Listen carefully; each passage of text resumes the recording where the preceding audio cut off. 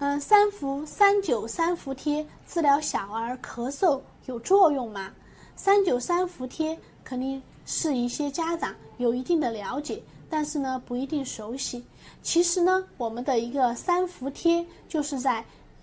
夏天来进行一个贴敷，而39贴呢就是在冬天来进行一个贴敷。夏天进行贴敷的，我们称之为冬病夏治；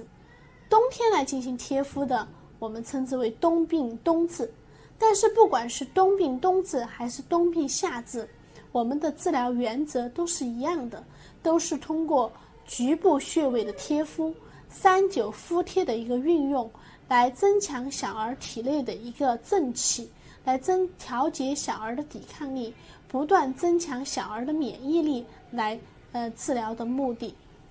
那么为什么要在39和3伏贴呢？因为在这个时间，一个是一年四季当中最热的时候3伏贴，一个是一年四季最冷的时候39贴。在39天，在这2个时间段当中，我们用局部的穴位的中药刺激，能够达到很好的一个调理气血、振奋阳气的一个作用。所以说在这里呢，提醒广大的